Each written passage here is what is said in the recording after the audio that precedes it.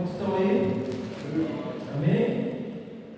Já oramos, né? Já pedimos para o Senhor colocar o vigia em nossa mente, para que a gente possa entender o Senhor. Irmãos, evite estar levantando, só levante mesmo caso de necessidade extrema, tá bom? Não que você não possa, não amarre você não possa levantar, você pode levantar, pode beber uma água, pode responder, mas por favor, irmão, tente assim, o máximo a não distrair. Não é porque você vai distrair somente seu irmão, é porque você vai perder alguma coisa. Então, deixa, segura um pouquinho aí, vai dar certo. Se você quiser água, o João está ali perto, você pode fazer sinal para o João, ali corre lá perto, apesar que ele está com o Benjamin. Quando as crianças dizem, não se preocupe com as crianças, tá bom? Alguém sempre vai estar olhando elas e vai dar certo, em nome de Jesus. Amém? Deixa eu ligar se está por aqui. Fica melhor. Irmãos, nós estamos falando estamos no estudo sobre a série de estudo do Evangelho do Reino. Amém? Nós sabemos que há muitos evangelhos espalhados pela terra e desejo escolher esse meu evangelho, que é o Evangelho do Reino. For pregado, for anunciado, então é chegado o fim. Amém? E nós estamos falando sobre o reino e a comunhão. E nós entendemos uma coisa que por muito tempo ficou errado e foi mencionado no tempo da terra. Muitas vezes não foi nos ensinado errado. E isso nos trouxe assim, um prejuízo muito grande, que hoje nós colhemos esse erro de tradução da Bíblia. Nós vimos aqui na aula passada que a palavra cosmos ela aparece no código bíblico. A palavra cosmos é terra, sistema, tudo aquilo que compõe a terra. Estão aqui? Essa é a palavra cosmos. Então, algumas traduções bíblicas vai estar terra. Amém? Para a gente fazer só bem rápido, eu não vou ficar nessa televisão, mas vamos lá. Quem pode abrir a sua Bíblia em Efésios capítulo 1, versículo 21, por favor, e lê para a gente. Efésios capítulo 1, versículo 21. Melhor, você vai abrir Efésios capítulo 1, versículo 21, e você vai ver se na Bíblia aí, na sua Bíblia, está escrito terra, ou melhor, mundo. Cosmo, o significado é melhor. O significado de cosmo é mundo, terra, sistema. Qual é a Bíblia que está aí? A tua, Eduardo, qual é que está aí? Efésios capítulo 1, versículo 21. Vê aí. Vê a tua também, Amanda, por favor.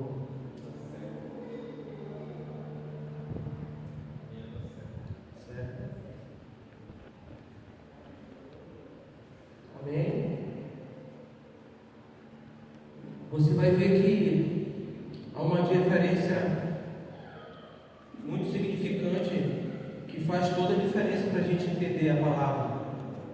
Amém? Como é que está aí? Alguém melhor? Vamos fazer assim. Alguém aí na sua Bíblia, Efésios capítulo 1, versículo 21, está escrito mundo? Só a Bíblia do John, né? Cadê a galera? Ninguém tem uma. A tua, Amanda, qual é? Tem, né? Século. Século, né? Século também serve. Século. Ninguém tem mundo aí? Tem um século e a outra Eras. Nenhuma tem mundo, mas aí eu não acredito não. Cadê a tua, Alex?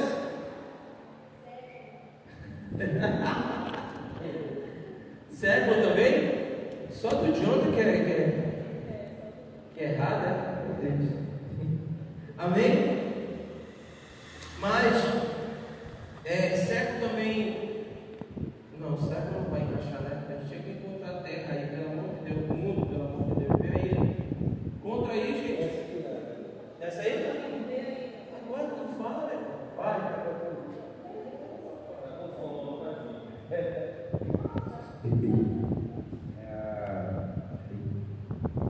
NTLH.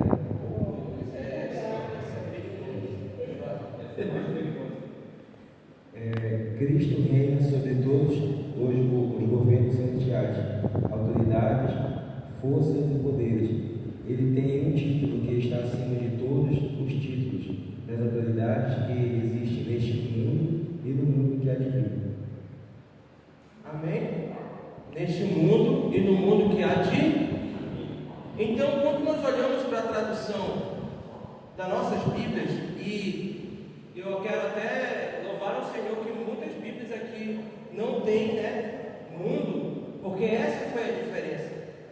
O problema é que quando foram traduzir a Bíblia para a língua portuguesa, pegaram a palavra mundo e colocaram no contexto geral. Só que quando nós vamos olhar para o original, a palavra que aparece em mundo, não em toda a Bíblia, mas quando se trata do reino de Deus, não é mundo que aparece, não é cosmo, a palavra cosmo não aparece, a palavra que aparece no original, no grego, é aion. Aion significa era, e era significa tempo. Então, quando nós ouvimos que Deus vai nos levar para outro mundo, que nós pensamos que esse mundo vai acabar, que esse mundo vai deixar de existir, que vai ser tudo destruído, nós vamos ser levados para o céu. Só que na verdade o que o Senhor está falando é, Ele vai inaugurar um novo tempo. Por quê? Porque governo não é um lugar, reino não é um lugar, reino é o direito de governar. Reino não é um lugar, não é um lugar físico, reino é um lugar, é o direito de governo. É por isso que quando Jesus está expulsando os demônios, está curando os enfermos, o que é que ele diz? O reino de Deus é chegado. O que é que ele está dizendo? O governo de Deus é chegado. Quando João Batista está em dúvida se aquele Jesus que ele batizou nas águas é o Jesus, o Messias, ele manda os seus discípulos e perguntar por quê? Porque João Batista está preso e agora está com medo de morrer. Não pode ter com medo de morrer. João Batista está lá e ele quer que Jesus faça alguma coisa. Ele diz para os discípulos: vão lá verificar se esse Jesus é o Messias mesmo. E o que é que ele diz?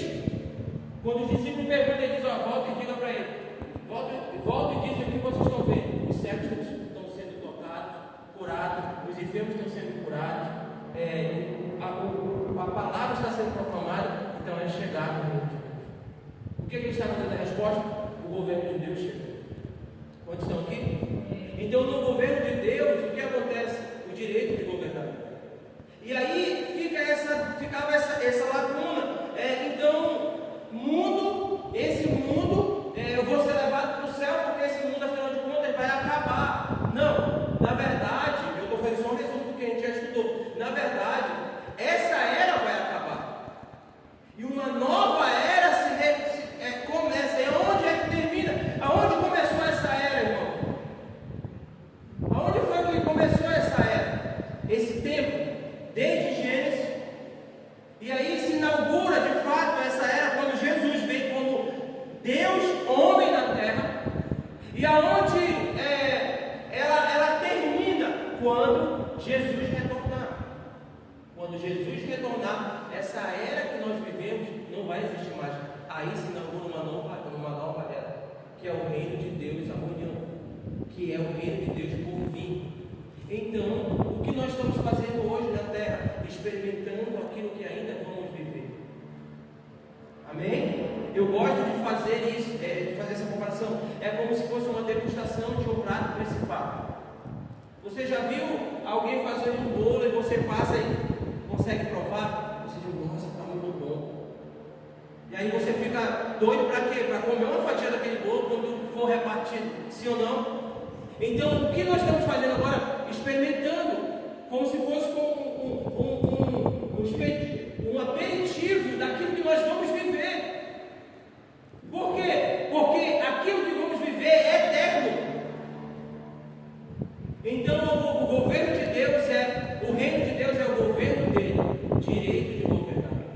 Por isso que as pessoas fazem briga, e aí Jesus diz assim: meu irmão, o reino de Deus não está ali, não está aqui, o reino de Deus está onde, irmão? Dentro. Por quê? Porque é o direito de governar. Quantos estão entendendo, irmão? E E a gente bugava a cabeça porque dizia, não, peraí, o reino de Deus está dentro de mim. Está certo que para o reino de Deus, para ficar dentro do Alex, fica melhor, né? Que é mais espaçoso. E quando agora ele está marombeiro.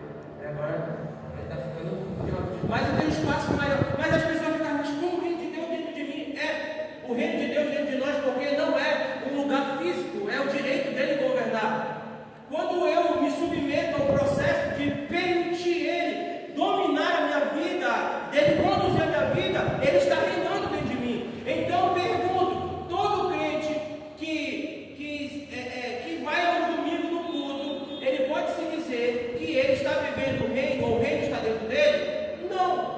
Por quê? Porque ele pode só estar indo para o culto, mas as suas decisões são individuais. Ele toma decisões sozinho. Ele diz o que vai fazer, ele diz, não, eu vou fazer isso por conta própria, não, a minha escolha é eu que faço. Não é Deus que governa. Então, se não é Deus que governa, o reino de Deus não está dentro dessa pessoa.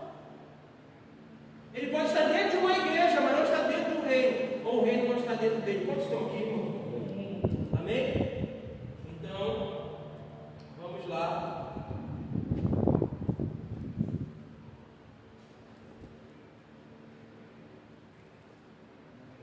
Aí a gente deu alguns exemplos que a gente vai ter que correr aqui, não tem como dar esses exemplos de novo.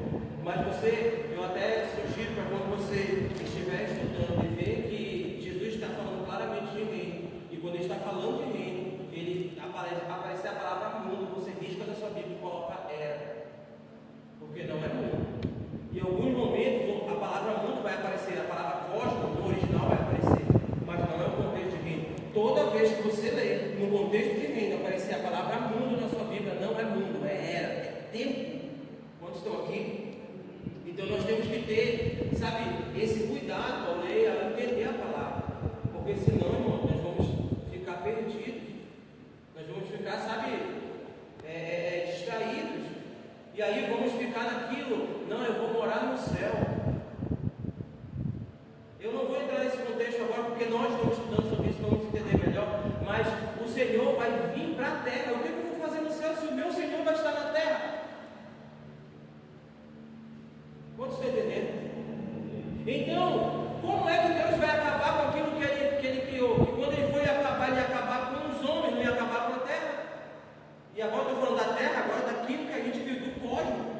Então não é sobre terra que vai acabar, é sobre uma era, um tempo, para inaugurar outro tempo. E dentro desse novo tempo não vai haver choro, não vai haver dor, sabe? Não vai haver pranto, só vai haver alegria. Nesse lugar, nós não vamos lá, eu não vou querer. A Bíblia diz que a gente vai ser como um anjo, não vamos querer nem se casar, ou enfim, eu não vou nem querer, Júlio, vamos viver junto aqui nesse não, porque eu não vou ter olhos para ela, só vou ter olhos para o meu amado. Nós não vamos pensar sobre isso, sobre esse sentimento. O único sentimento que vai ter nós vamos adorar o nosso Senhor, vamos adorar o nosso Rei, e vamos ficar tão fascinados por Ele, que nada mais, velho. Nada mais, irmão, nada. Imagine esse lugar, onde nós temos prazer em olhar para o nosso Senhor, e de olhar para Ele e nos apaixonar todos os dias. Isso é eternamente. Nesse lugar não vai haver, sabe, joio, e daqui a pouco nós vamos ver sobre isso. Agora, nesse cosmos, nessa era, nós estamos vivendo assim, em meio trigo e meio de joio. Mas aí vai ter o dia da colheita. E o dia da colheita todo o joio vai ser amarrado e jogado no fogo. Por quê? Porque só entra nesse novo tempo, só inaugura esse novo tempo com o Senhor aqueles que de fato estão vivendo hoje o aperitivo, que é provar desse reino agora. Quantos estão aqui? Amém? Vamos lá.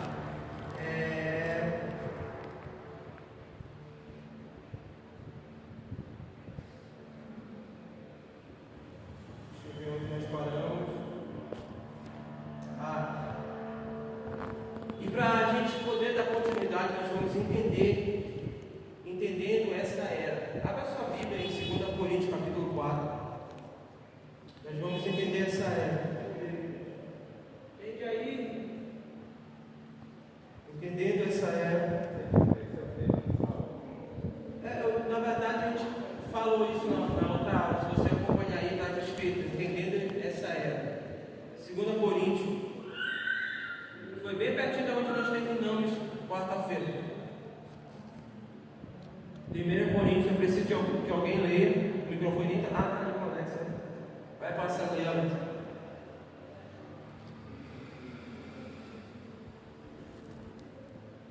Amém? O nome é Entendendo essa Era. 2 Coríntios, capítulo 4, versículo 3 e 4. 2 Coríntios, capítulo 4, o versículo é o 3 e 4. Amém? Quanto mais você demorar, mais tarde a gente sai daqui, não tem problema não.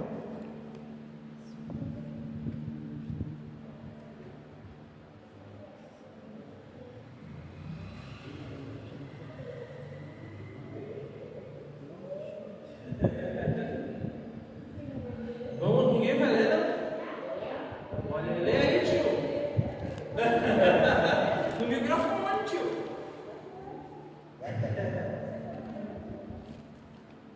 Alguém lê aí.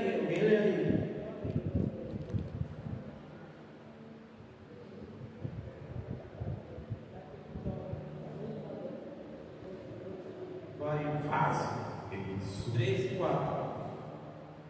Contudo, pouco me preocupo. Não. 1 Coríntios. 2 Coríntios. Foi culpa da Leide.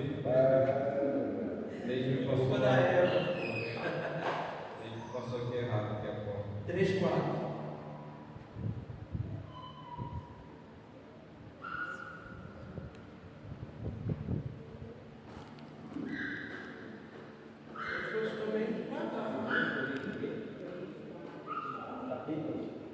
Capítulo o quê?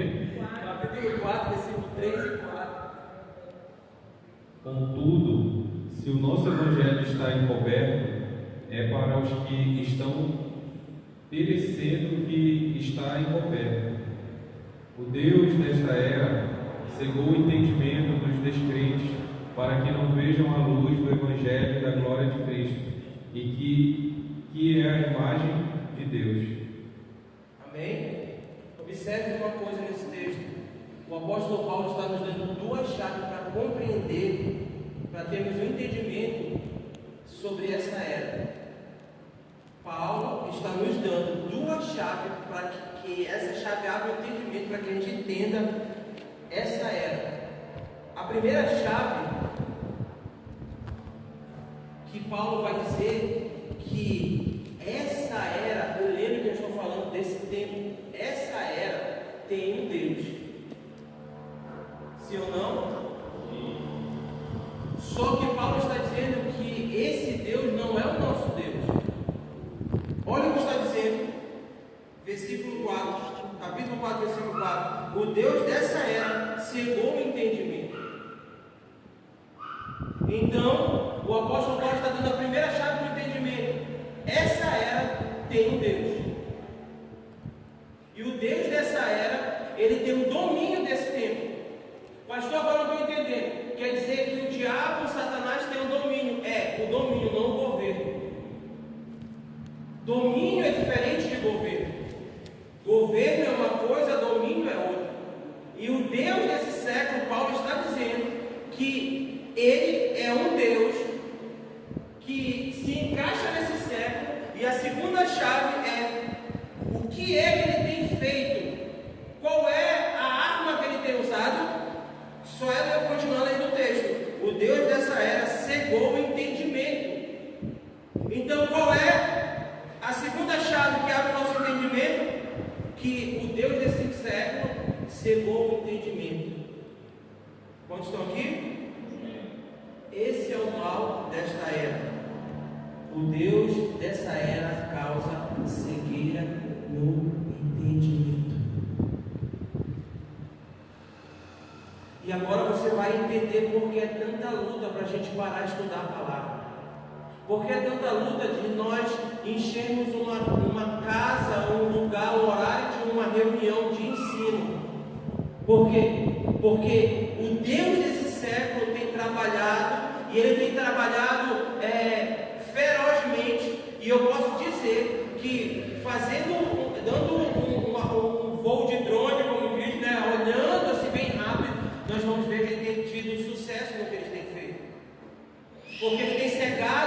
entendimento. Então Paulo está dizendo que o Deus que esse século, que essa era, tem um Deus, e que esse Deus opera através de uma cegueira de entendimento. Quantos estão aqui? Sabedoria e entendimento são coisas diferentes. Eu já falei há algum tempo atrás sobre isso, que eu acho que foi o Luiz Hermínio que tocou nesse assunto. Sabedoria é você saber que tomate é uma fruta. Quem sabia que tomate é uma fruta? Amém? Hoje você já vai sair dele. Não, sabedoria também. Entendimento é você entender que o tomate não serve para salada de fruta. Sabedoria é você, eu sei que o tomate é uma fruta. Entendimento é, eu entendo que ele não fica legal numa salada de fruta, mesmo sendo uma fruta. Quantos estão aqui? Então o que o diabo está fazendo? Muita gente sabe de muita coisa. Você pode dizer, não, pastor, mas eu conheço um cara que ele lê a Bíblia, ele tem uns versículos dentro dele, ele vai falando, os versículos vão saltando. Legal, isso é sabedoria, e é por isso. Porém, o entendimento, a aplicação daquele versículo, daquele capítulo, é que vai fazer a diferença. Por quê? Porque eu posso saber demais e viver pouco. Aqui está a diferença, e é bem aqui que o inimigo cega. O inimigo não está cegando a sabedoria. Você pode saber muito da Bíblia, mas o entendimento dela, eu entendo que eu tenho que aplicar isso aqui. Você está entendendo? Então Paulo ele dá duas chaves que abrem o entendimento para o nosso estudo. Esse século, essa era tem um Deus, e o Deus dessa era é Satanás, e a arma que ele tem usado é cegueira de entendimento. Quantos estão aqui? Você pode, eu vou ler Romanos, não, alguém lê para mim, por favor. Eu não vou ler nada, estou falando demais. Romanos capítulo 1, versículo 18. Romanos capítulo 1, versículo 18. Amém. Capítulo 1, versículo 18 de Romanos. Amém, pastor. Pode tirar a mãozinha, vai dar o microfone, Alex. A ira de Deus se revela do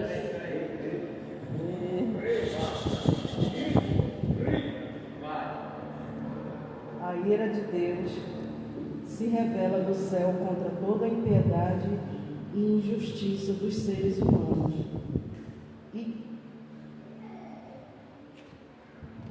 Vou ler de novo.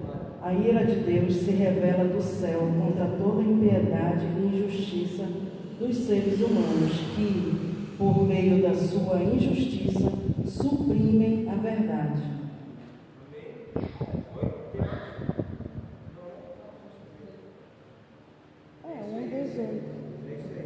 Amém?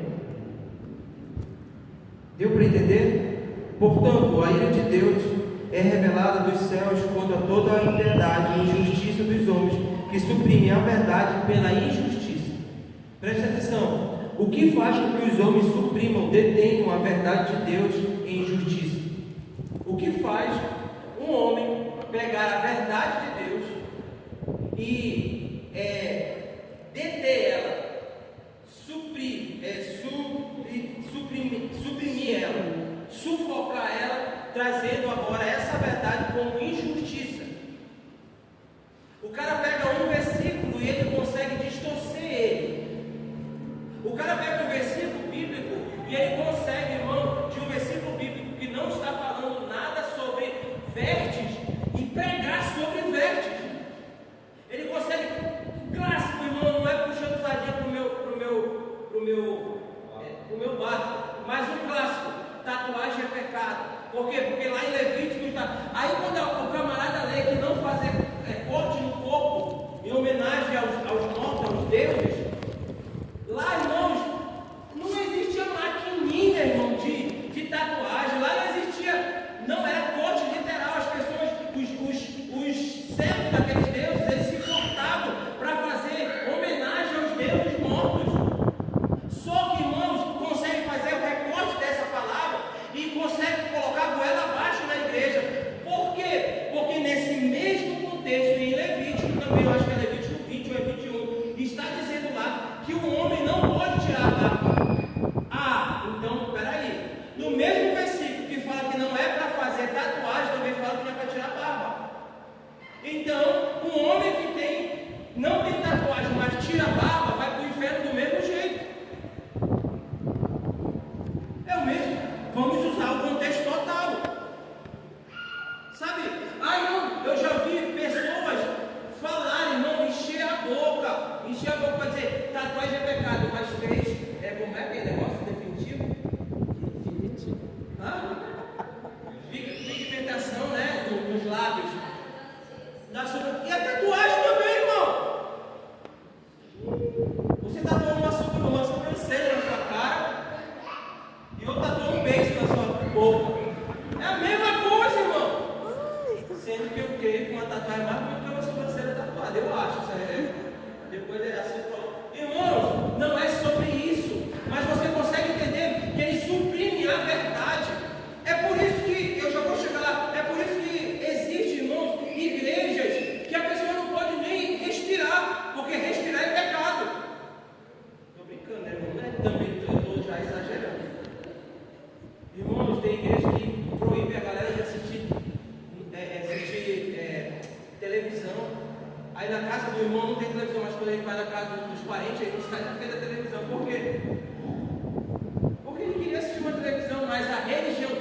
E aí eu te pergunto, de onde sai isso, irmão? Daqui onde Paulo está dizendo, olha o que Paulo está dizendo. Portanto, a ira de Deus é revelada dos céus contra toda impiedade e injustiça dos homens que suprimem a verdade pela injustiça. Troca a verdade pela injustiça. Quantos estão aqui?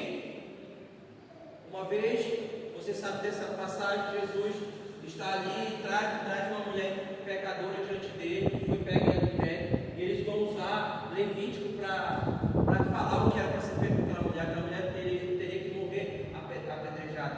Então o que a gente viu pegar? Jesus vai cair em contradição, porque se Jesus é esse amor que ele prega, ele não vai querer matar essa mulher. E aí chegam com ele. Isso é suprir a verdade. Senhor, foi pega em adultério, ele diz, então quem não tiver pecado, tira a primeira pedra. Ninguém atirou. Por quê? Porque tinha o pecado. Suprimir a verdade pela injustiça. Essa palavra é trocar a verdade pela injustiça. Lendo a palavra é o entendimento certo. Quantos estão aqui? O entendimento certo eu tenho a verdade pela injustiça. O entendimento certo é a causa disso. Então, o que é religiosidade? O que é religiosidade? É deter a verdade.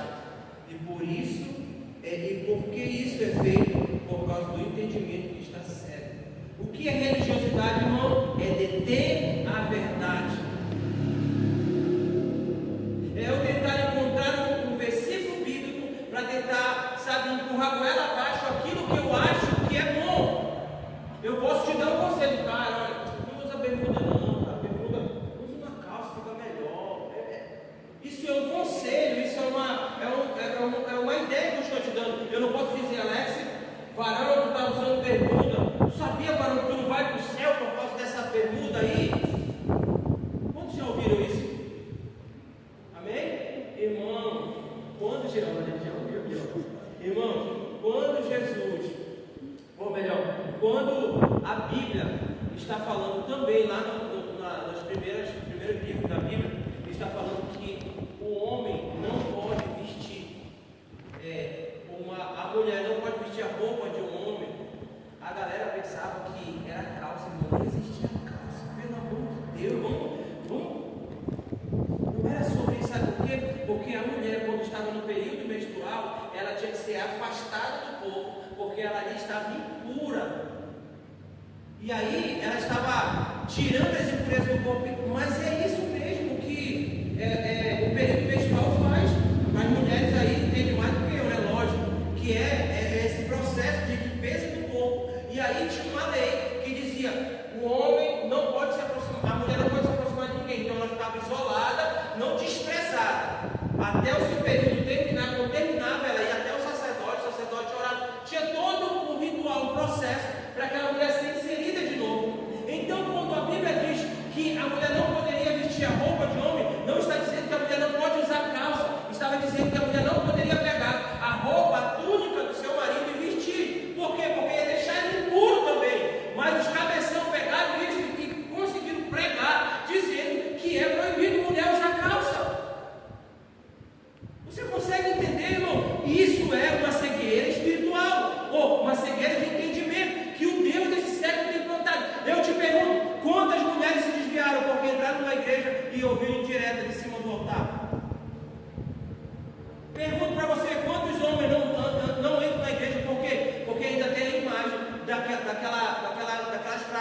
não pode entrar na igreja sem usar bermuda, ou usando bermuda tem que usar calça. Quantos estão entendendo? Isso é uma cegueira de entendimento. E a cegueira de entendimento é um vírus que vai passando de um para o outro. Por quê? Porque o cara que frequenta uma igreja dessa, ele vai ser tão religioso como o cara que está pregando. Até pior, porque ele ouve e distorce ainda mais. Ele diz, ó, a mulher não pode nem raspar o cabelo do sovaco. Já viu a irmã Nadir? Que diz que viu o Michael Jackson, né? Estava depilando o braço, a perna, ela viu não sei quem, porque ele tinha raspado o cabelo do sovaco, uma famosa. Isso eu entendi, irmãos, eles usam a Bíblia para pregar isso.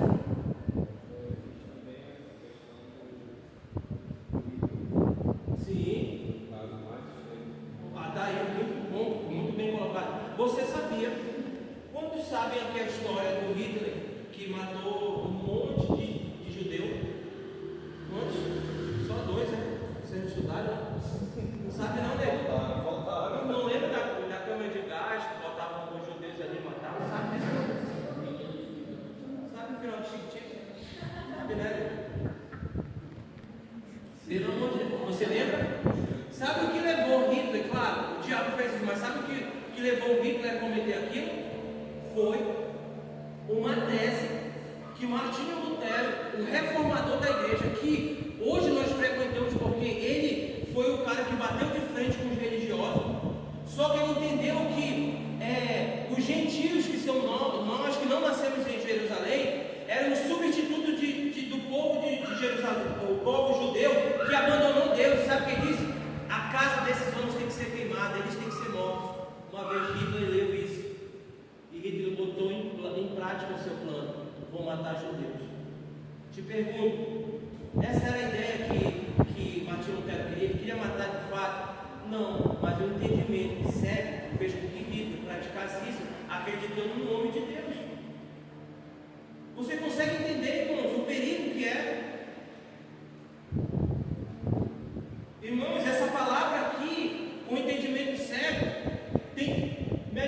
essa palavra aqui, com entendimento cego, a pessoa com entendimento cego tem poder de manipular a sua vida, usando as escrituras, irmãos. É por isso que grandes igrejas não querem gastar tempo em escola bíblica e seminários de verdade, seminários sérios. Por quê? Porque entendimento liberta. Você entender, você pensar liberta. E quando você pensa nesses lugares que te oprime no lugar religioso, você é um estranho no meio do povo. Fazer pergunta nesse lugar ofende, irmão. Questionar nesses lugares ofende. Por quê? Porque é um entendimento cego. E aí vai falar para uma pessoa dessa com entendimento cego, se ele está com a Bíblia na mão, lendo ela. Não, mas eu li. Quem sabe aqui? Meu Deus, Marco, agora vamos saber onde está. Vai dar certo. Quem lembra aqui daquele caso que passou no Fantástico? Do pastor que estava lendo Oséias e engravidou uma irmã na igreja. E era casado. E a esposa do pastor liberou. E o irmão, que era casado com a mulher dele, né? Liberou e disse: não, pastor, deita lá com ela. Por quê? Porque ele pegou em Oséias e disse: porque estava assim, Oséias, pega a mulher adúltera, pega a mulher adúltera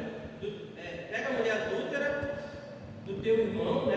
Assim, e deita com ela. Aí ele diz assim: pega a mulher do teu irmão e adultera.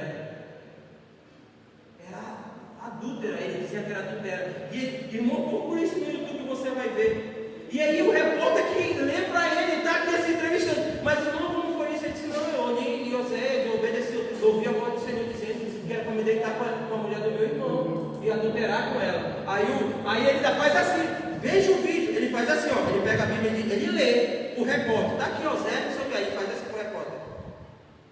Aí o repórter começa a ler, ele diz: não, mas aqui não é adultera, não, é adúltera. A cara do cara, ele fala: é isso mesmo. Ele falou: não é adultera, é adúltera. Pega a mulher do teu. Pega a mulher adúltera. Por quê? Porque Deus queria falar e casa. Por quê? Porque Deus queria falar que assim que Deus estava fazendo com Israel, falou do profeta, não é para pegar a mulher do irmão e adulterar. E ele fez o quê? Fez até filho. Eu te pergunto, entendimento cego. Você consegue entender, irmão, quando a nossa cabeça é habitolada, é fechada? Cara, a gente fica cego, irmão.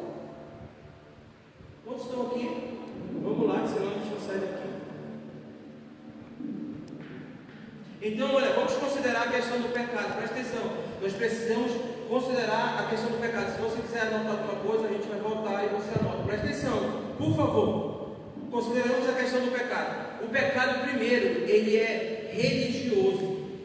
Porque o pecado, primeiro, ele é na consciência. E só depois ele se torna ético. Infelizmente, muitas denominações, eu vou colocar aqui igrejas, né, mas as denominações não entenderam isso. E até hoje, por quê? Porque o pecado, para a maioria dessas denominações, é um erro moral. Então, as denominações estão guerreando contra o pecado a partir das ações imorais concebidas. Elas não guerreiam contra o pecado no lugar em que a guerra tem sido feita. E aonde precisamos guerrear? No entendimento. Gente, sabe o que me fez não querer outra mulher na rua? Foi o entendimento de que eu tenho que ser fiel à minha esposa. Isso é um entendimento, irmão. Mas eu poderia ser um pastor com o microfone na mão, traindo a minha esposa e pregando aqui para vocês. Tranquilamente, irmãos. E aí, qual é o problema das denominações que elas querem gastar tempo? Batendo no pecado no ato final, e não aonde nasce, na mente, no entendimento. Cara, uma hora que eu entendo que eu sou filho de Deus, eu não preciso mendigar a mão de ninguém. Quando eu entendo que eu sou filho de Deus, eu não preciso querer a aprovação de ninguém, irmãos. Não que isso não seja legal, não que isso seja bom, é bom ser aprovado pelos homens top. Mas, irmãos, quando eu entendo isso, eu não sou refém do homem. Sabe? Então nós não temos que lutar, guerrear no final da coisa. Por quê? Porque Tiago vai dizer que o pecado, quando ele é consumado, sim, aí ele gera morte. E quando está no campo ainda da tentação, é guerreado aqui, irmão. Por isso que Paulo vai gastar quase uma parte toda de uma carta dele, que eu não vou lembrar se é para os Coríntios, eu acho que vai destinar para um assunto sobre mente. A mente purificada, a mente limpa. Por quê? Porque é nesse lugar que começa a nascer o pecado. O ato consumado, irmão, já é o final dele.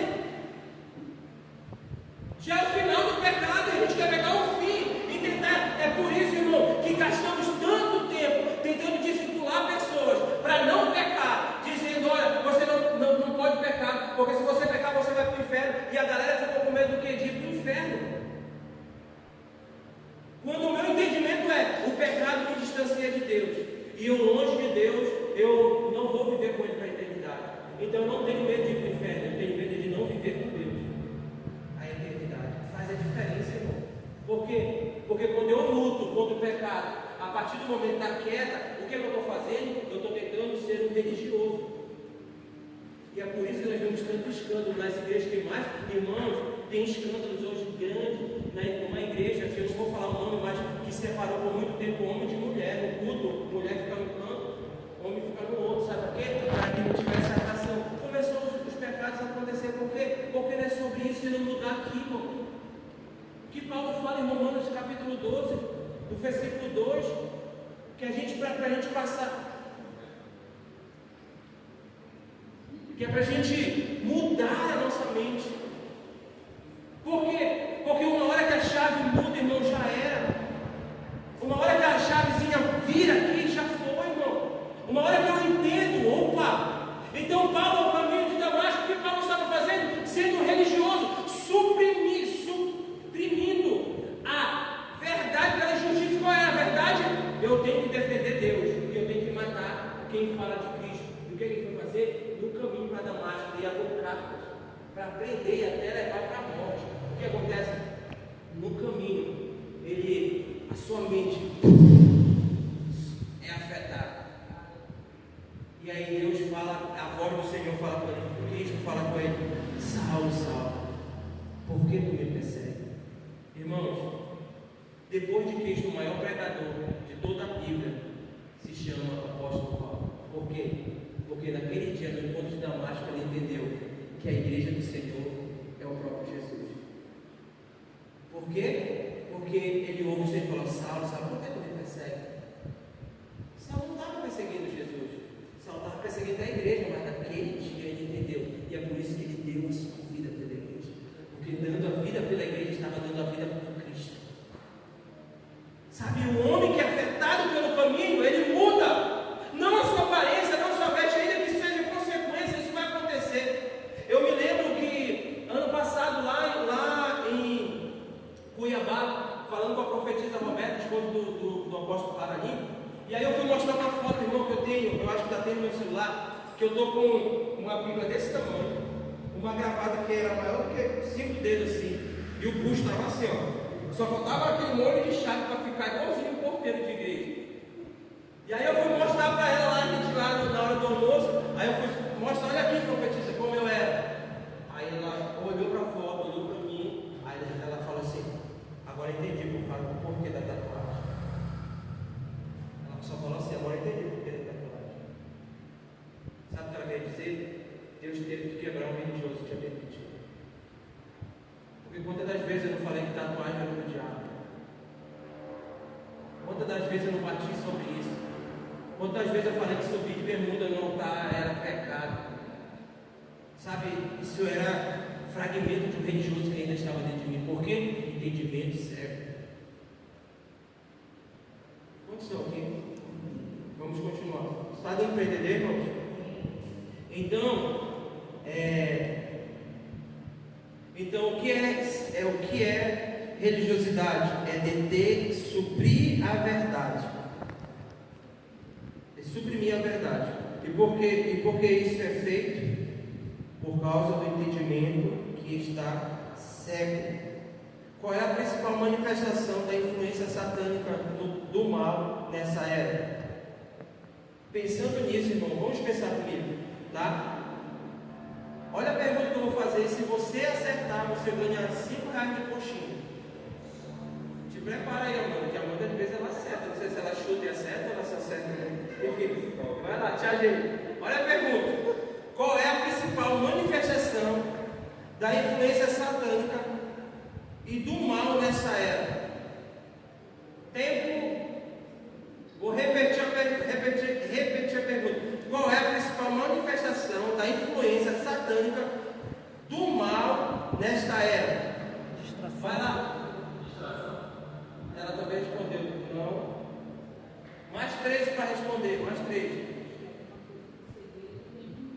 Entendimento? Seguir entendimento? Não.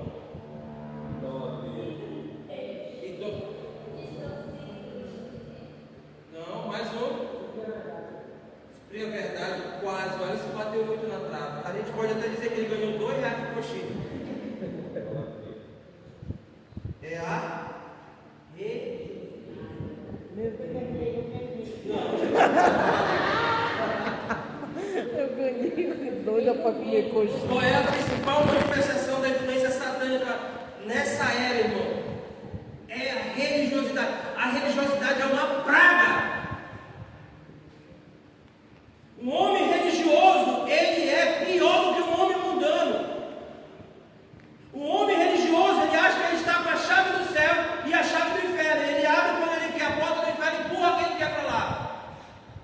Por quê? Porque ele acha que tem entendimento. O entendimento está cego. Por quê? Porque o Deus dessa era trabalha na cegueira do entendimento. Irmãos, é mais fácil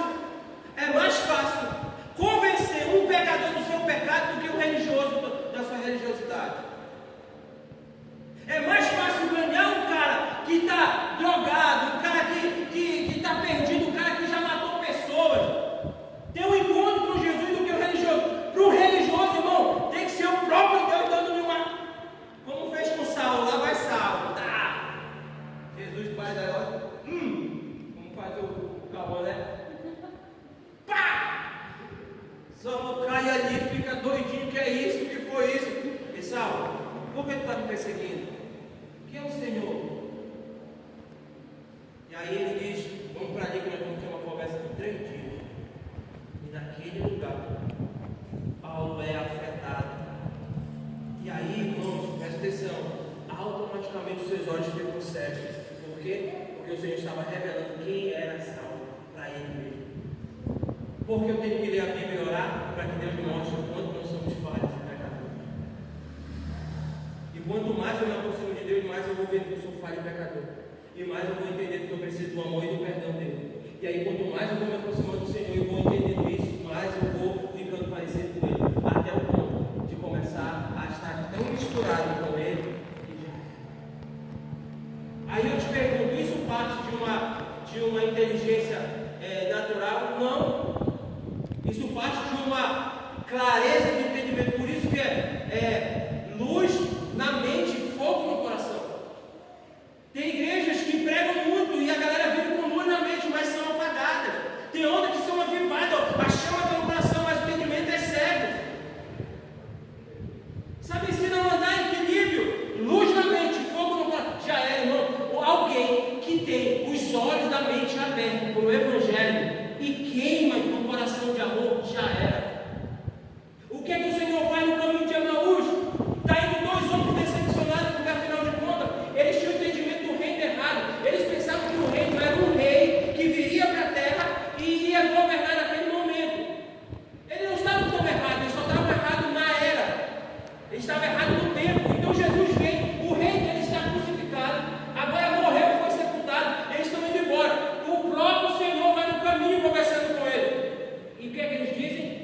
Não queimava o nosso coração no caminho quando ele falava. Só que no partir do pão, os olhos deles se abriram. Eu te pergunto, foi os olhos físicos ou do entendimento que se abriram? Do entendimento. Por quê? Porque uma hora que o nosso entendimento é aberto, cara, já era. Sabe, eu não peco, eu não cometo pecado no sentido de como diz o Tiago, deixa eu só me lembrar a palavra, não é preparar, é planejar. Uma coisa é você planejar o pecado, outra coisa é você pecar sem planejar. Quando eu planejo o pecado, então eu já não planejo o pecado, não é porque eu sou bom demais, é porque o entendimento foi aberto. O salário do pecado é morte, então eu vou lutar contra isso. Ainda que eu peque, porque, cara, a Bíblia diz que não há um sequer que não peque na terra. Se eu falar que eu não peco, não é pecado, irmão. Só que planejar e para pecar, cara, Tiago vai dizer que isso leva à morte. Então qual é a minha luta? Não é não pecar, a minha luta é ter um entendimento claro de quem é Jesus. Porque quando eu conheço Deus, eu sei quem eu sou. Quando eu conheço Cristo, eu sei quem eu sou. Então o entendimento aberto, claro, aceso, faz a diferença. Cara, eu acho que foi Charles Spurgeon, né? Que eu vou falar a frase, você me lembra. Eu acho que foi que falou, quando eu entendi que até no inferno Deus está, eu disse, não tem problema comigo, eu tenho que me entregar. Sabe, isso é entendimento. Quantos aqui não tiveram encontro com o Senhor através do entendimento das Escrituras, através da palavra? Quantas coisas eu saltaram já dentro de você e você disse, cara, isso que eu estou fazendo aqui é errado, porque meu entendimento. E o Deus desse cérebro tem feito o quê? Cegado. Vamos lá. Qual é a já falei isso aqui, né? É a religiosidade. Porque qual que é a religiosidade? Porque ela forma uma mentalidade cega, distorcida, que transforma a verdade em injustiça. Qual que é a religiosidade? É a principal manifestação da influência satânica, porque ela forma uma mentalidade cega. Ela forma uma mentalidade cega, distorcida, que transforma a verdade em justiça.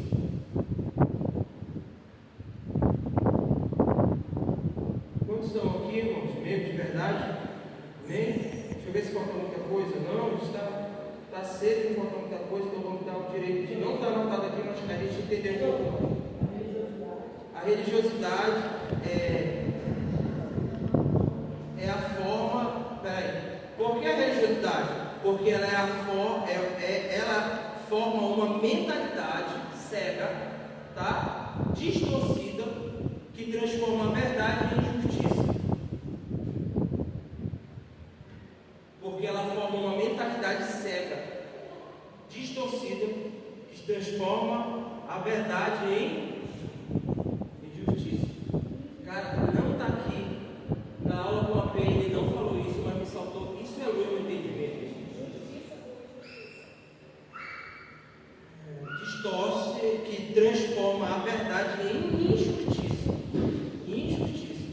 Lembra que a gente já está lendo Romanos capítulo 1, que fala lá de suprir a verdade pela injustiça, tá? Deu para anotar aí? Vou ler de novo, bem devagar. Qual é a principal manifestação da influência satânica e do mal nessa época? Eu já fiz essa pergunta. A religiosidade. Agora eu vou falar bem devagar.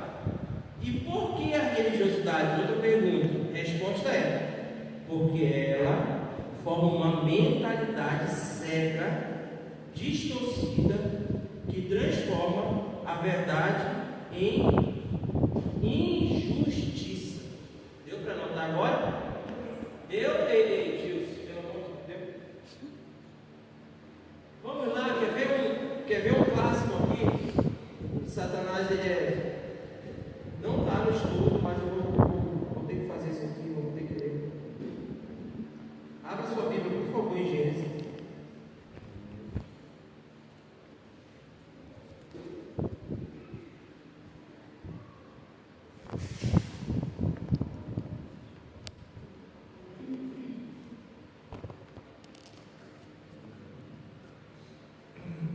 Deixa eu encontrar aqui, que não está no script.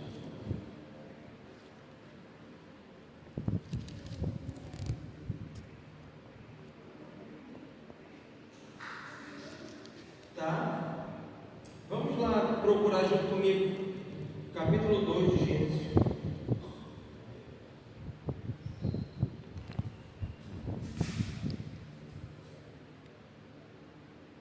Versículo 8, vamos começar a ler do versículo 8. Olha o que diz. Gênesis capítulo 2, versículo 8. Rapidão, deixa aí, taca o teu dedo onde está e vou voltar aqui naquilo que eu falei. Por que a religiosidade? Porque ela forma uma mentalidade cega, distorcida, que transforma a verdade em injustiça. Nós vamos ver isso aqui na prática. Olha o que diz capítulo 2 de Gênesis, versículo 8. Capítulo 2, versículo 8. Ora, o Senhor Deus tinha plantado um jardim no Éden. O jardim no Éden para os... Não, peraí. Ora, o Senhor Deus tinha plantado um jardim no Éden para os lados do leste, e ali colocou um homem que formara. Esse homem aqui já é Adão e Eva, é o ser humano, viu? Vamos lá, é o ser. Então o Senhor Deus fez nascer do solo todo tipo de árvore. Não, aqui vamos lá, solo, todo tipo de árvore, é agradável aos olhos e boa para alimentar. E no meio do jardim estava a árvore da vida. E a árvore do quê? Do conhecimento do bem e do mal. No Éden nasceu um rio que irrigava o jardim. Deixa eu correr aqui rapidão. O nome não é... Pula para o 15. O 15. O Senhor Deus colocou um homem no jardim do Éden para cuidar dele e cultivá-lo. O Senhor Deus ordenou. O que foi que ele ordenou ao homem? Coma de qualquer árvore do jardim, mas não coma da árvore do conhecimento do bem e do mal, porque o dia que comer, certamente morrerá. Bem aí, tá? O que a religiosidade faz? O que a cegueira do entendimento faz? Distorce a verdade e transforma ela em injustiça. Injustiça. Pula agora capítulo 3. 15, capítulo 2, versículo 15, tá? Agora você corre para o capítulo 3, que é do lado, vizinho aí. Olha o que diz. Olha como é as coisas. Ora, a serpente era a mais astuta de todos os animais selvagens que o Senhor Deus tinha feito. E ela perguntou à mulher, olha a pergunta aí. Foi isso mesmo que Deus disse? Não coma de nenhum fruto da árvore do jardim? Olha a pergunta, qual foi? Foi isso que Deus disse para vocês não comer de nenhuma árvore do jardim? Mas o que foi que Deus disse lá? O Senhor colocou o homem no jardim do Éden, isso é 2,15, para cuidar dele e cultivar. E o Senhor Deus ordenou o homem: coma o quê? Livremente. Você não está lendo como é que você vai? Aqui, coma livremente. Só que a serpente faz o quê? Olha a cegueira. É verdade que vocês não podem comer nada daqui do jardim? Quando você entender? Uma pergunta já duvidosa, né? Por quê? Porque na verdade ela não sabia o que não era para comer. Só que ela joga. Ela está jogando com o homem. Ela está dizendo, é verdade que vocês não podem. Tipo assim, que Deus de mal, né, Alex? Que não te deixa, sabe, pecar nem um pouquinho. É isso que a serpente faz. É isso que Satanás faz. Que Deus de mal é esse, né, Alex? Está gastando toda a tua vida por ele. E aí tu não consegue os teus objetivos. Mas que Deus de mal é esse? Essa é a voz da serpente.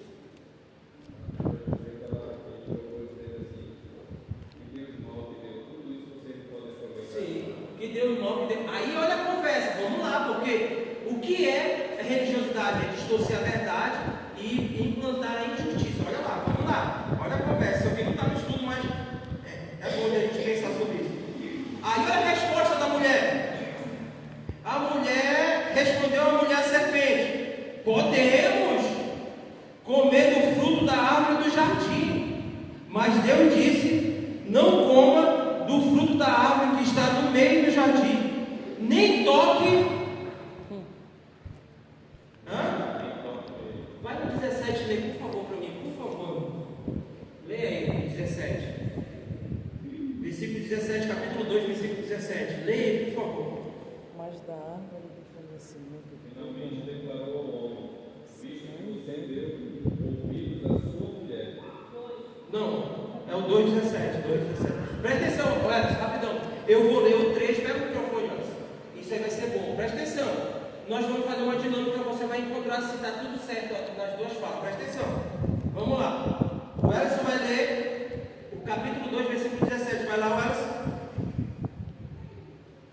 Mas não coma da árvore do conhecimento do bem e do mal, porque no dia em que comer dela, certamente você morrerá. Olha lá, tá? Lê de novo, Ellison, por favor. Mas não coma da árvore do conhecimento do bem e do mal, porque no dia em que comer dela, certamente você morrerá. Amém? Olha o que a mulher responde. Mas Deus disse: não coma do fruto da árvore que está no meio do jardim, e nem toque nele, do contrário vocês morrerão. Pergunto para você: tem diferença entre essa fala? Tem. 17 fala que é para não comer, só que a mulher coloca uma coisa: não toque. Eu não falei não toque. Ela acrescentou. Então, o que é uma mente religiosa? Ou é tirar o que Deus falou, ou é acrescentar o que Deus não falou. Isso é um perigo. Sabe por quê? Porque a gente pode estar sendo conduzido com uma fé cega. O que é uma fé cega? Eu vou responder agora, se você quiser anotar. O que é uma fé cega? Fé cega é você acreditar. Fé cega é você acreditar no que Deus não falou como se Ele tivesse falado. Fé cega é você acreditar no que Deus não falou como se Ele tivesse falado. Isso é uma fé cega. Deu para anotar? E pergunto para você: tem muita igreja que está fazendo isso, sim ou não? Deus me falou. Deus está me revelando, irmão. Eu não estou dizendo que eu não acredito em revelação.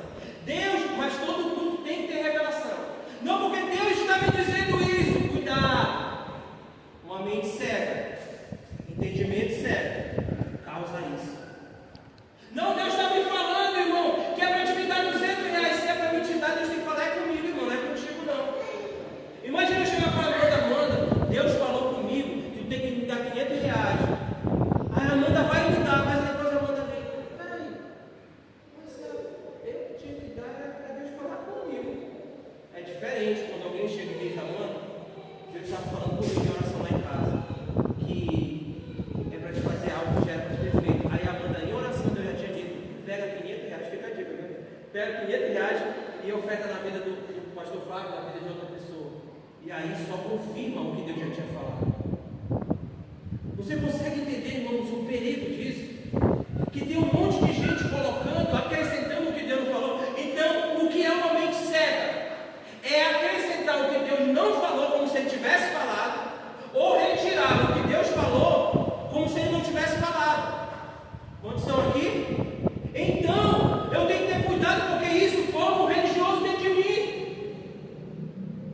O que é ser um religioso, irmão? É Deus falar, Flávio, não anda mais de bermuda. Ele falou para mim, não falou para o Cauã. Eu não posso vir aqui subir e dizer, gente, eu agora estou falando dentro dessa igreja como o pastor dessa igreja, que os homens têm que usar só calça. Não, irmão, Deus falou foi comigo. Se o meu testemunho falar com o Alex, falar com os homens, amém. Se não, cara,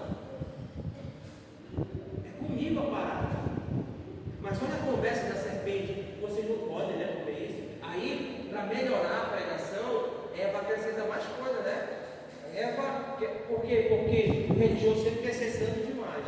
Aí o religioso, não contente de não só comer, diz, não, o Senhor me disse também que eu não posso nem tocá-la, porque se eu tocá-la, ele morrer. Sabe, essa é a distorção que rouba o lugar que nós temos que estar no Senhor. Uma mente cega, um entendimento cego nos torna religioso. E o religioso não é alguém santo, é alguém que se acha demais. E aqui mora o perigo. Amém? Voltando para o nosso. Então, qual é o caráter dessa era? Trevas. O caráter dessa era é treva, entendimento cego, para que ninguém creia.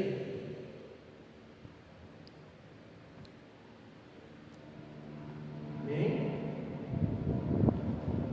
Então, o caráter dessa era é trevas, entendimento cego, para que ninguém creia. Amém? Quantos estão aqui?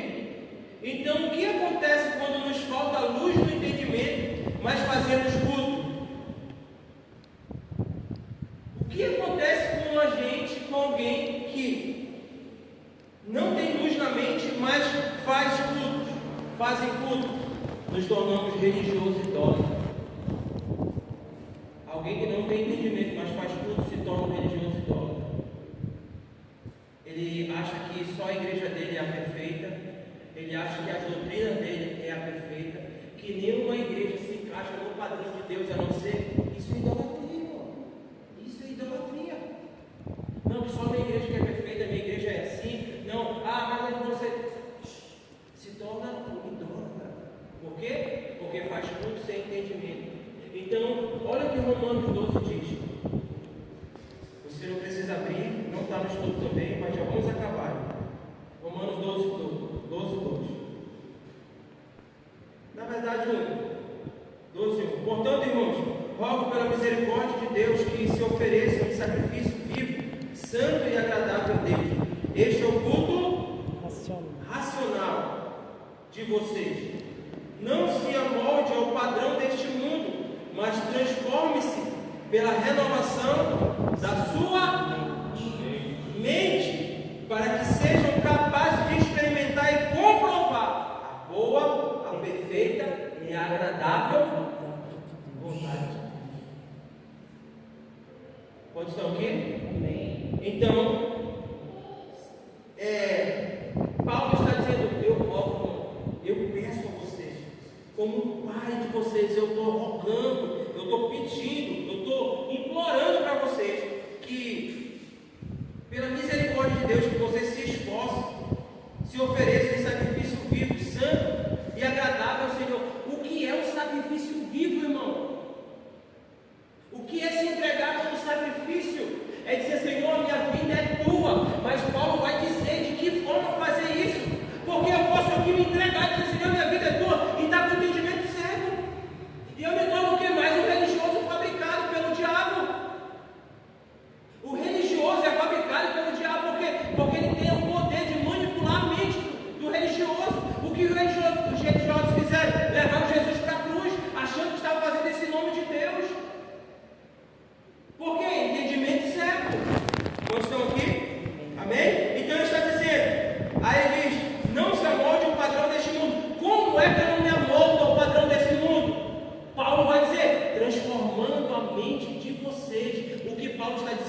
deixa a luz tirar a cegueira do entendimento, porque aí vocês vão poder comprovar com boa, perfeita e agradável vontade de Deus.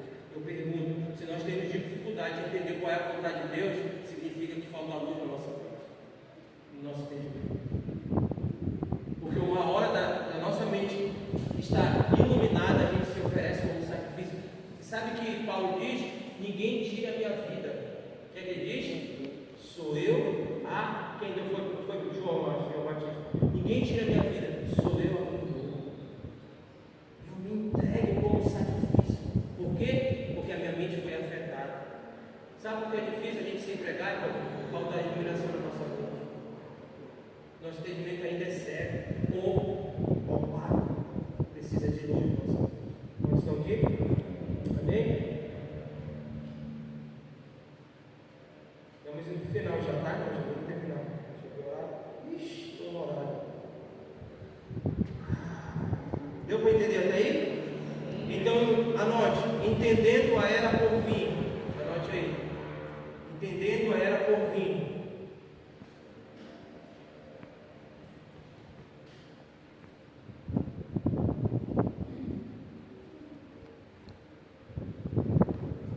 Mateus 19, versículo 16. Mateus 19, versículo 16. Versículo 16 até o 25, eu vou ler. Eis que alguém se aproximou, Mateus 19, do 16 ao 25. Eis que alguém se aproximou de Jesus e lhe perguntou: Mestre, o que farei de bom para ter a vida eterna? Respondeu Jesus: por que você me pergunta sobre o que é bom? Há somente um que é bom. Se você quer entrar na vida, obedeça aos mandamentos. Quais? Perguntou ele. Jesus respondeu: não matarás, não adulterarás, não furtarás, não darás falso testemunho, honra o teu pai e tua mãe, amarás o teu próximo como a ti mesmo. Disse o jovem: tudo isso tenho obedecido, o que me falta ainda? Jesus respondeu: se você quer ser perfeito, vá vender os seus bens e dê o dinheiro aos pobres, e você terá um tesouro no céu.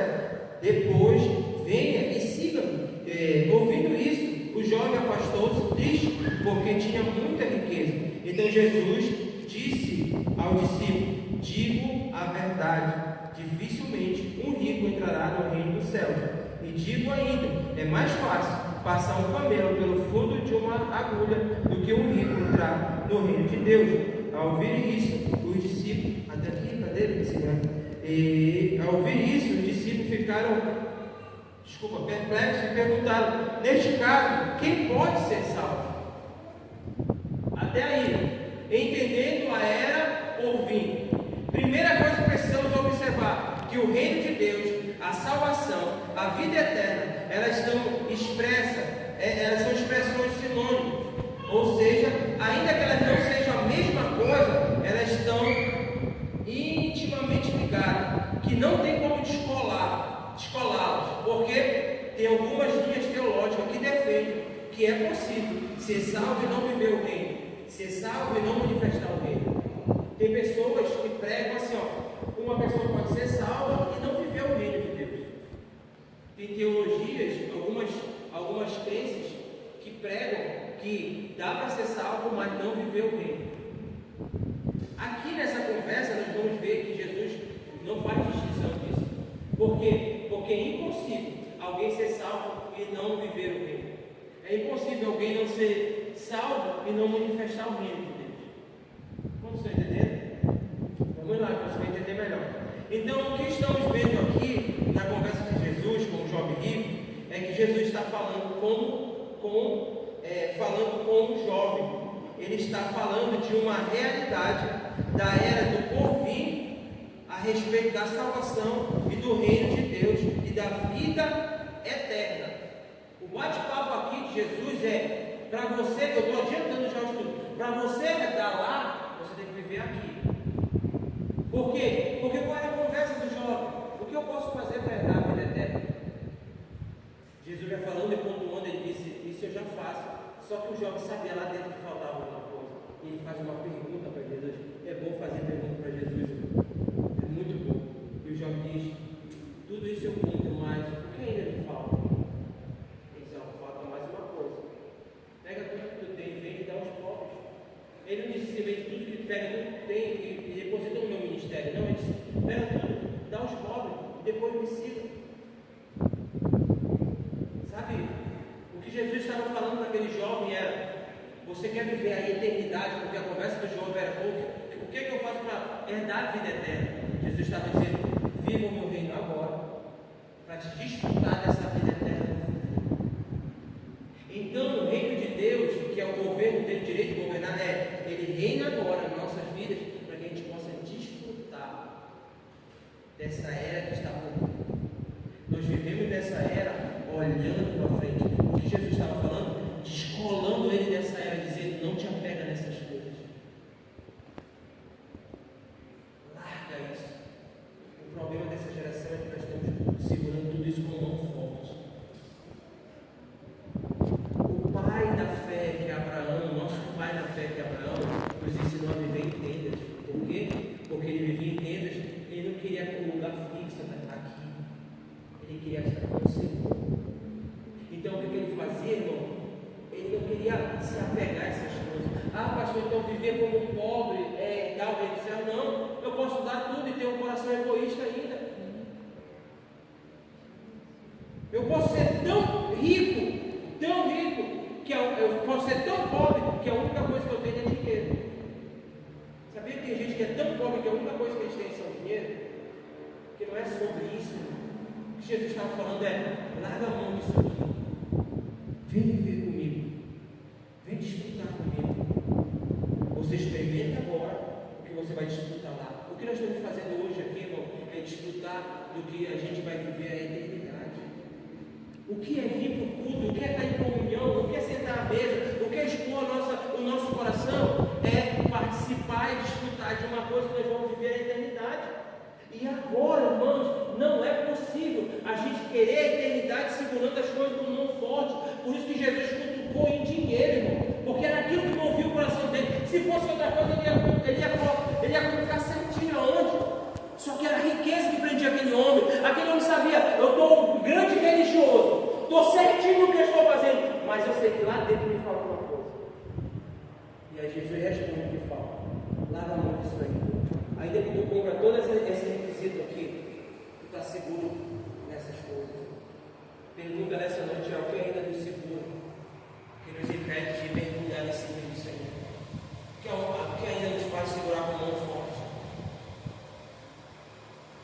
Cara, eu vivi um tempo acompanhei de perto o ministério de louvor que tinha o Alex conheceu.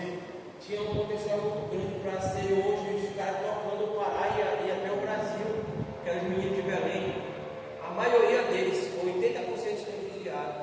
E uma vez no carro, eles no ápice, vivendo, não tocando em um monte de igreja, estando rico não, mas vivendo espiritualmente assim, muito top. Eu fiz uma pergunta para eles, todos eles estavam fazendo faculdade.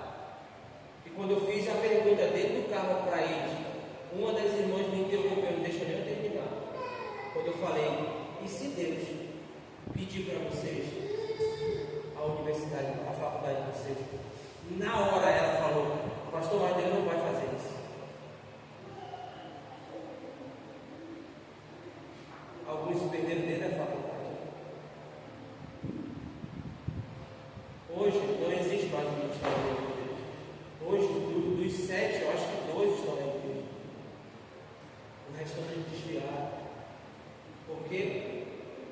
Porque o Senhor toca aonde a gente ainda segura com a mão forte. Só que cuidado, porque a serpente pode estar no nosso meio dizendo: que Deus é esse, fulano? Que não deixa você fazer, irmãos, que não deixa, que priva você de viver nesse mundo, viver apegado nessa era, irmãos. Eu não estou olhando para esse tempo, eu quero a eternidade. E para viver a eternidade, se for preciso eu tenho que perder coisa, eu vou ter que perder. Porque senão eu sou um religioso que conseguiu mudar as roupas do lado de fora, as vestes do lado de fora, mas não foi tocado pelo lado de dentro. Sabe, eu preciso dessa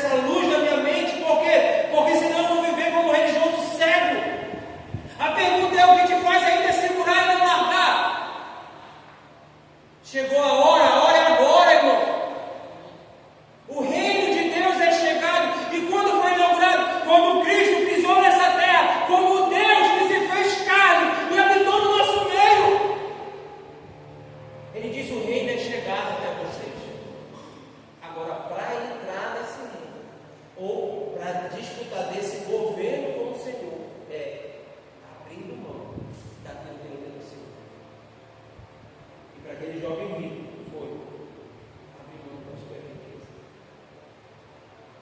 No versículo de Marcos, eu vou acabar agora de verdade. Marcos também está contando a mesma história, só que diferente de Mateus. Marcos ele coloca esse detalhe, Marcos 10, 30, só um versículo. Ele vai falar algo interessante, a mesma história, o mesmo contexto. É o mesmo jovem rico, não tem dois jovens ricos, não. São olhares diferentes. Marcos narra assim, capítulo 10, versículo 30. É a mesma história, está discorrendo ela toda. Aí no capítulo 10, no versículo 30, ele vai dizer assim, eu vou ler o 29 para ficar melhor. Respondeu Jesus, digo a verdade, ninguém que tenha deixado casa, irmão, mãe, pai, filho ou campos por causa de mim, do meu evangelho, deixará de receber 100 vezes mais, já no tempo presente, casas, irmãos, mães, filhos, campos, com eles de perseguição, e na era futura a vida eterna. O que Jesus está dizendo? Que abrir mão dessas coisas que nos impede de avançar, vai receber não só nessa era, tempo, mas na era que está por vir. Então eu não quero ser muito bom nessa era e ficar nela. Eu quero entrar na era que está por vir, porque a era que está por vir é totalmente diferente. Quantos estão comigo? 10, 29 e 30. Capítulo 10 de Marcos 5. Termino agora.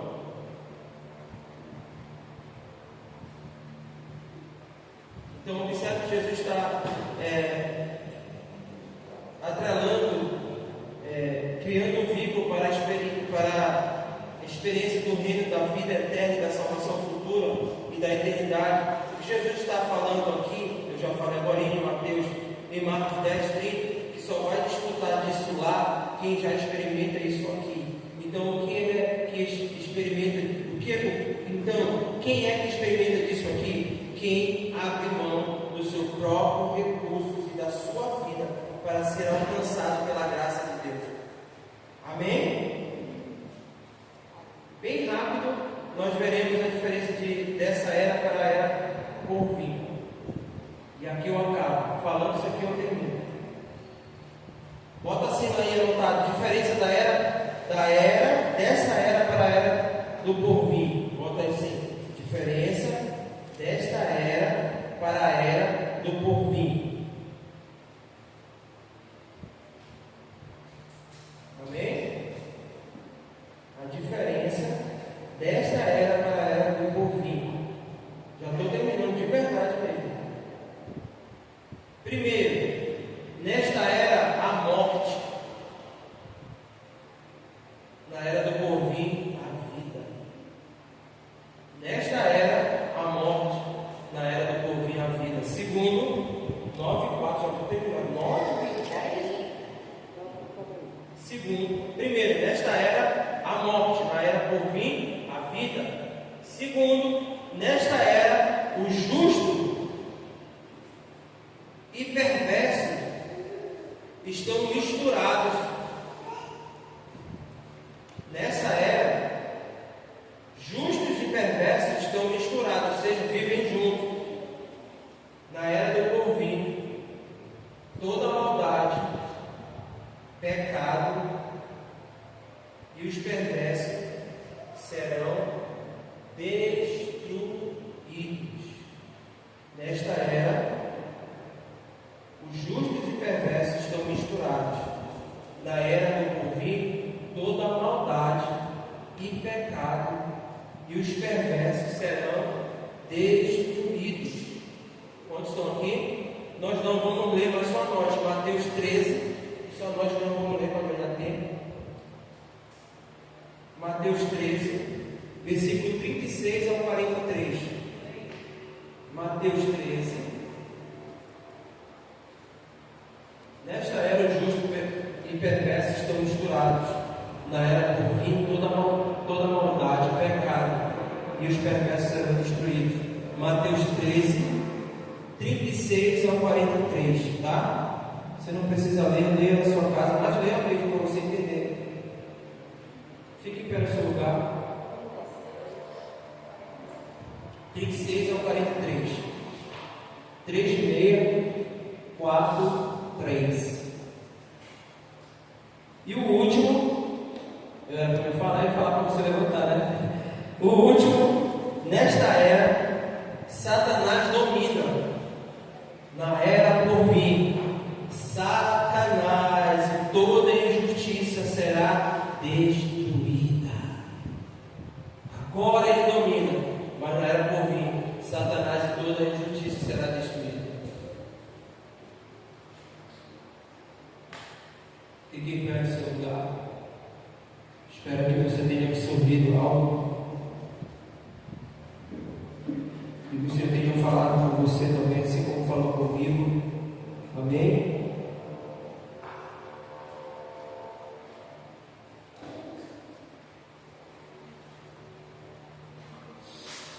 Vamos orar para terminar.